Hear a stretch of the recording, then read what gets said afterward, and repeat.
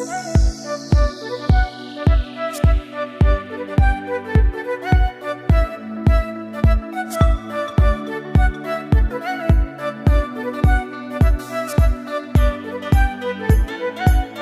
वालेकुम, welcome back to my channel passion bash by Aqsa. कैसे हैं आप सब? आई होप कि सब बहुत ज़्यादा खैरियत से होंगे और अल्लाह ताला सबको खैरियत से ही रखे, अपने हिफ्ज़ ईमान में रखे।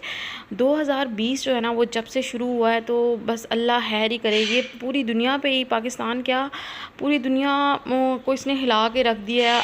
हर आए रोज़ कोई ना कोई नई से नई चीज़ सुनने को मिलती है। एक तरफ कोरोना है जो कि दिन ब दिन बढ़ता ही चला जा रहा है, बढ़ता चला जा रहा है, और हॉस्पिटल्स की क्या हालात हैं इनसे हम सभी वाकिफ़ हैं। इसके साथ अगर कोई और सैड न्यूज़ सुनने को मिल जाए तो बंदे का दिल बड़ा दुखी सा हो जाता है। तो मैंने ना फ़ोन 2-4 घंटे से यूज़ नहीं किया था, तो फेसबुक जब मैंने पकड़ा, फेसबुक खोला तो उसमें काफ़ी ज़्यादा पोस्ट जो थी ना, हाँ, वो एक एक्टर की लगी हुई थी और मैं एकदम ज़रा हुई शॉक कि अच्छा क्या हुआ है।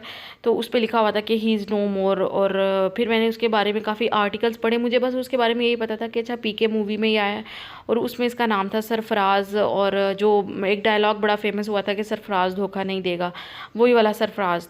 तो उसका रियल नेम जो था वो शशांत सिंह राजपूत था और उसने सुसाइड अटैम्प्ट की थी। अब क्या वजह थी, काफ़ी जो मैंने आर्टिकल्स पढ़े उसमें लिखा हुआ था कि प्रोफेशनल लाइफ जो है वो तो बड़ी अच्छी जा रही थी, काफ़ी प्रोजेक्ट्स भी वो कर भी रहा था और उसने सक्सेसफुल सब प्रोजेक्ट्स जो हैं वो किए भी थे, लेकिन जो पर्सनल लाइफ है ना उसमें कुछ इश्यूज़ आ रहे थे।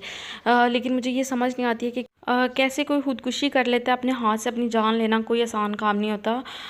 बाकी ये कि मसले मसाइल हर एक की लाइफ का हिस्सा होते हैं।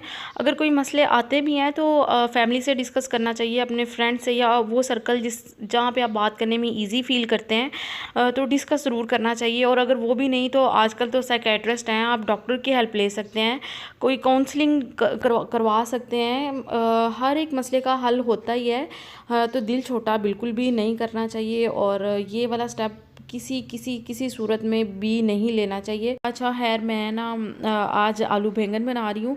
अच्छा, बैंगन का ये हिसाब होता है, या तो जिनको पसंद होते हैं उनको बहुत पसंद होते हैं, और जो नहीं खाते वो बिल्कुल नहीं खाते। अक्सर ऐसी सब्जियां होती हैं जैसे कि भिंडी है, कुछ जो लोग भिंडी खाते हैं वो तो भिंडी लवर होते हैं ना, तो जो नहीं खाते वो भिंडी को दूर से बाय बाय कह देते हैं कि नहीं, हमने बिल्कुल नहीं खानी है। तो वैसे तो इसको बनाने के काफ़ी सारे तरीके होते हैं। मैं ऐसे बनाती हूँ, कढ़ाई में ना 3 से 4 टेबलस्पून ऑयल लेके तो उसमें पहले मैं आलू फ्राई कर लेती हूँ, और उसकी 4-5 मिनट के बाद ना बैंगन भी आलूओं के अंदर ही शामिल करके तो अच्छा सा ज़रा गोल्डन ब्राउन सा उनका कलर जब हो जाता है ना, बैंगन के भी और आलू का भी, तो उनको निकाल लेती हूँ।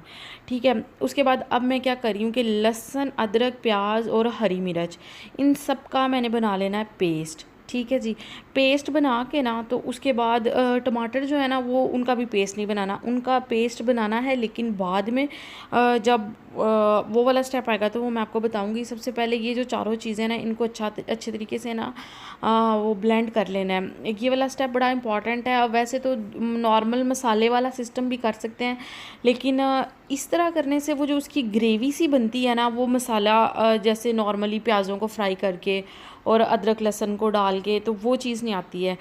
जो ये वाला पेस्ट बना के जब हम मसाला बनाते हैं तो अब उसी कढ़ाई को मैंने ना थोड़ा सा धो लिया, जिसमें मैंने आलू और बैंगन को थोड़ा फ्राई किया था। अब मैं ऑयल इसमें शामिल करके ना तो थोड़ा सा, मतलब 1 चम्मच के जितना जो है ना वो ज़ीरा मैं इसमें डाल दूँगी, ताकि उससे ये होता है कि बड़ी अच्छी पूरे इस स्टेज पे जब ज़ीरा डालते हैं ना तो पूरे सालन में बहुत ही नाइस और मज़ेदार किस्म की ना खुशबू आ जाती है।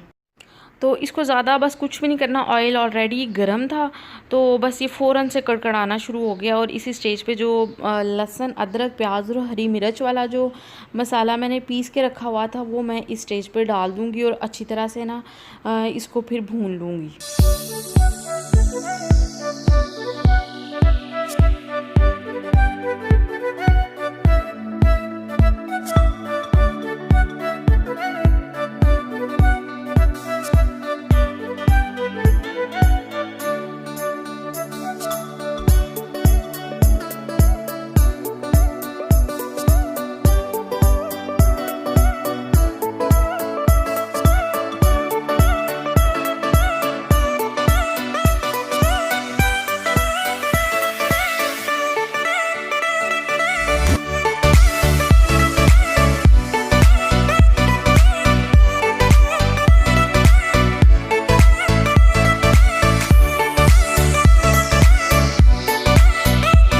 साथ मैंने ना टमाटरों का भी ना पेस्ट बना के रख लिया है, जो कि मैं ना थोड़ी सी देर बाद डालूँगी, जब तक ये मसाला जो है ना इसको अच्छा सा कलर नहीं आ जाता।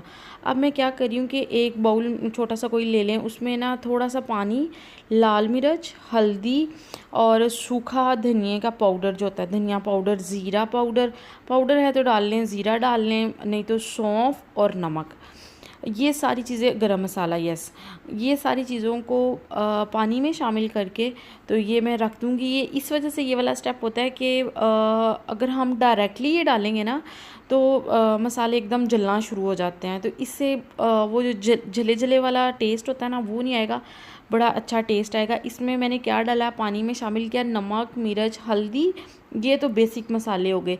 इसके साथ मैंने डाला ज़ीरा पाउडर, वैसे मेरे पास ज़ीरा पाउडर नहीं था तो मैंने ज़ीरा ही डाल लिया।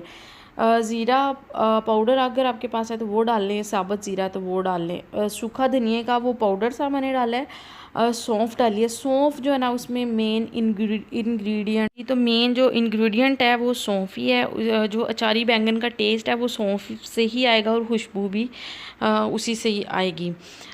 तो अब ये मसाला जो है ना हमारा बड़ा अच्छा सा भुन गया है, तो अब इस स्टेज पे जो टमाटर है ना जो मैंने पीस के रखे थे वो मैं इस स्टेज पे डालूँगी।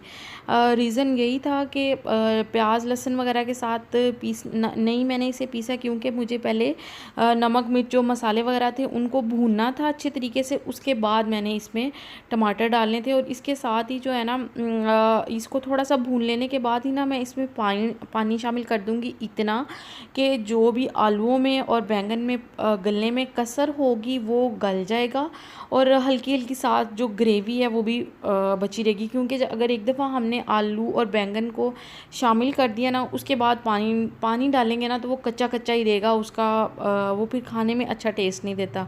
तो यहाँ पे जो है ना टमाटर जो मैंने डाले थे वो भी बड़े अच्छे से भुन गए, और जो ऑयल है ना वो हमारा सेपरेट हो गया। अब इस स्टेज पे मैं इसमें थोड़ा सा पानी ऐड करूँगी और साथ ही ऐड कर दूँगी आलू बैंगन, जो कि सबसे पहले हमने फ्राई करके मींस थोड़े से फ्राई करके रख लिए थे। पानी जो है मैं दोबारा कह रही हूँ कि इस स्टेज पे 1 गिलास पानी डालेंगे तो आधा गिलास जो है वो वैसे ही ड्राई हो जाएगा, और जो आधा गिलास है वो ग्रेवी सी बन के रह जाएगी। आपने ये नहीं करना, अगर आप घर में ट्राई करेंगे तो आपने ये नहीं करना कि पानी बिल्कुल थोड़ा सा डालें, क्योंकि आलू हमने बिल्कुल 5-6 मिनट ना हल्का सा हमने उन्हें भूना है, अभी गले नहीं हैं, इनको इसी पानी में ही गलना है। और एक दफ़ा अगर आलू बैंगन डाल देंगे बाद में पानी डालेंगे ना तो वो फिर मसला ख़राब हो जाएगा। तो बस जनाब मैं इसको लगा लेती हूँ दम, और 8-10 मिनट हल्की आग पे जो है ना बस इतना सा हो जाए कि जिसमें ना आलू गल जाए। और अब ये मुझे देखने से ही लग रहा है कि आलू जो है ना वो बड़े अच्छे से गल गए हैं, और जो ऑयल वो सारा सेपरेट हो गया है। इसी स्टेज पे अब मैं इसमें ना धनिया डाल लूँगी, गरम मसाला ऑलरेडी हम डाल चुके हैं, अगर डालना है तो इस पर भी डाल सकते हैं, और हरी मिर्चें वगैरह जो है ना वो काट के अगर आपने डालनी है वैसे तो डाल लें, मैं फ़िलहाल नहीं डाल रही हूँ। मैं बस धनिया डाल के तो काम ख़त्म कर रही हूँ। तो ये बहुत ही मज़े की रेसिपी बनती है। आप वैसे तो मसाले वाले आलू बैंगन जो है ना वो ट्राई करते ही हैं, वो घर में बन ही रहे होते हैं। एक दफ़ा आप इस रेसिपी से आलू बैंगन बना के देखिएगा, और सब घर वालों ने तारीफ़ ना की तो फिर मुझे कहिएगा। और अगर आपने ट्राई किया तो मुझे कमेंट सेक्शन में ज़रूर बताइएगा कैसी बनी है, और अगर आपको मेरी वीडियो नाइस लगी है तो काइंडली मेरे चैनल को सब्सक्राइब कर दीजिए। तो इसी के साथ ही मैं अपने आज की वीडियो जो है वो उसको एंड करती हूँ। टिल देन टेक केयर, अल्लाह हाफिज़।